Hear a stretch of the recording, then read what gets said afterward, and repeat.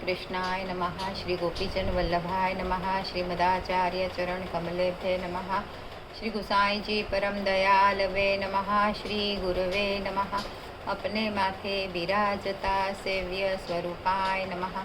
सर्व वैष्णवने जय श्री कृष्ण। वैष्णव आपने एक विनंती है, एकादशीनी आ कथाना एपिसोड ज्यांथी शरूआत करी है ત્યારથી તમને એ બધા એપિસોડ કેવા લાગે છે એ બદલ આપનો અભિપ્રાય જણાવવા વિનંતી કરું છું. કમેન્ટ્સમાં જે પણ કાંઈ સૂચન કરવું હોય એ જણાવવા વિનંતી કરું છું. ગત વિડીયોમાં આપણે મોક્ષદા એકાદશી સુધી જોયું હતું. હવે આજે સફલા એકાદશીની શરૂઆત કરીએ છીએ. એ સફલા એકાદશી માગસર વદમાં કૃષ્ણ પક્ષમાં આવે છે, એટલે લગભગ ડિસેમ્બર કે જાન્યુઆરીમાં આવે છે. તો આ એકાદશીનું મહાત્મ્ય બ્રહ્માંડ પુરાણમાં શ્રી કૃષ્ણ અને મહારાજા યુધિષ્ઠિર વચ્ચેની વાતચીતમાં વર્ણવવામાં આવેલું છે. મહારાજ યુધિષ્ઠિરે પૂછ્યું કે હે કૃષ્ણ, આ એકાદશીનું નામ શું છે અને તેને કેવી રીતે કરવી? કૃપા કરીને મને આની વિગત જણાવો. તો પરબ્રહ્મા પરમાત્મા શ્રી કૃષ્ણએ કહ્યું કે રાજાઓમાં શ્રેષ્ઠ, એવી રીતે સાપોમાં શેષા એ શ્રેષ્ઠ, પછી પક્ષીઓમાં ગરુડ શ્રેષ્ઠ, બધા ત્યાગોમાં ઘોડાનો ત્યાગ શ્રેષ્ઠ, નદીઓમાં ગંગા શ્રેષ્ઠ, ભગવાન વિષ્ણુએ દેવોમાં શ્રેષ્ઠ છે અને માણસ જાતમાં બ્રાહ્મણ શ્રેષ્ઠ છે. તેવી રીતે બધા વ્રતોમાં એકાદશી એ શ્રેષ્ઠ વ્રત છે. હે રાજવીઓમાં શ્રેષ્ઠ, જે વ્યક્તિ એકાદશી કહે છે તે મને વહાલો છે. 5000 વર્ષ સુધી તપ કરવાથી જે પુણ્ય વ્યક્તિ મેળવે છે તે ફક્ત એકાદશી કરવાથી મળે છે. એક વખત ચંપાવતી નગરીમાં મહિસ્મતા નામે રાજા રહેતો હતો. એ રાજાને 4 દીકરાઓ હતા. આ 4 પુત્રોમાંથી મોટો પુત્ર લુમ્પાઝા એક ઘણો પાપી હતો. તે બ્રાહ્મણો, વૈષ્ણવો અને દેવતાઓની બહુ જ નિંદા કરતો અને જુગારની આદત તથા વેશ્યાઓ સાથે ગમન કરતો. તેથી તેના પિતા રાજા મહિસ્મતાએ તેને દેશ નિકાલો કર્યો. લુમ્પાઝા જંગલમાં રહેતો અને રાત્રે તેના પિતાના રાજ્યના લોકોને લૂંટવાનું શરૂ કર્યું.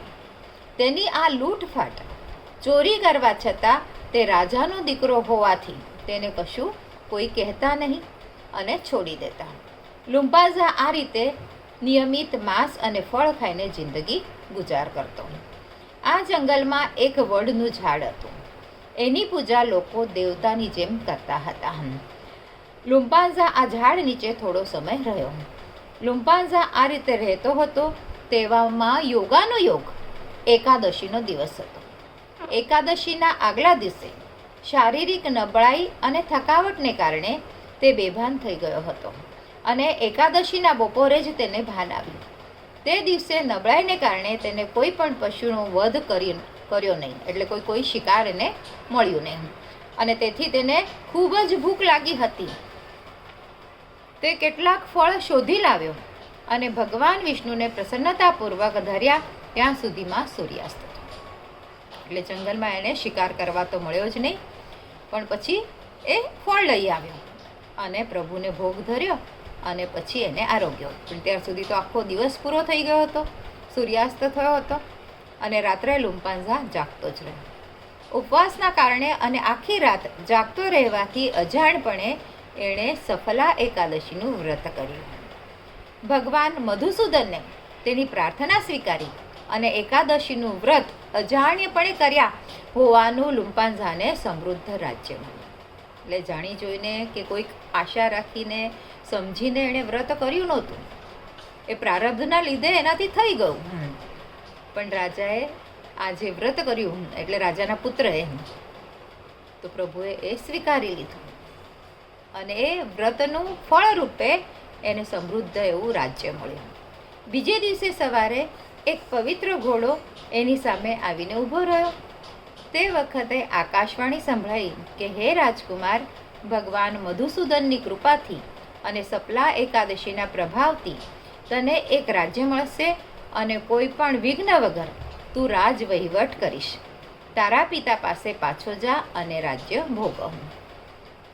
આ સૂચના પ્રમાણે લુમ્પાન્ઝા તેના પિતા પાસે પાછો ગયો અને રાજ્યનો વહીવટ સંભાળવાની જવાબદારી એણે સ્વીકારી. એ પછી તેને સુંદર પત્ની મળી અને સારા પુત્રો પણ થયા.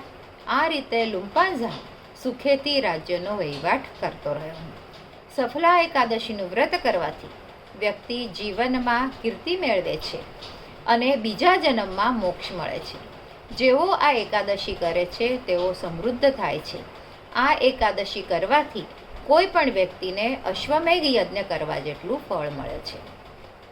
હવે આ માગસર વદની સફલા એકાદશીની પુષ્ટિમાર્ગીય ભાવના શું છે?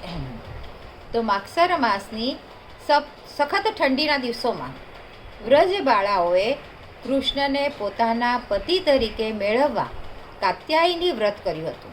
એ માગસર સુદ પૂનમે ચીરહરણ પ્રસંગે વ્રજ બાળાઓની ઈચ્છા પરિપૂર્ણ થઈ અને માગસર વદ એકાદશીએ વ્રત સફળ થયું.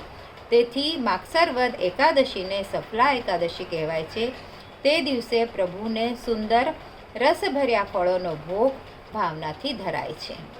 વ્રજબાળાઓ પ્રભુમાં અનન્ય ભાવ રાખ્યો હતો અને તેથી પ્રભુને પ્રાપ્ત કરી તેમના સ્વરૂપાનંદ સિવાય બીજા કશામાં પણ એમનો રસ નહોતો.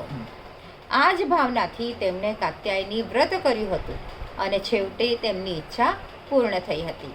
આમ આપણે આ ગોપી ભાવથી અનન્ય ભાવે પ્રભુની ભક્તિ સેવા ખૂબ જ ભાવથી કરીએ તો પ્રભુના સ્વરૂપાનંદની અનુભૂતિ આપણને પણ ચોક્કસ થઈ શકે છે.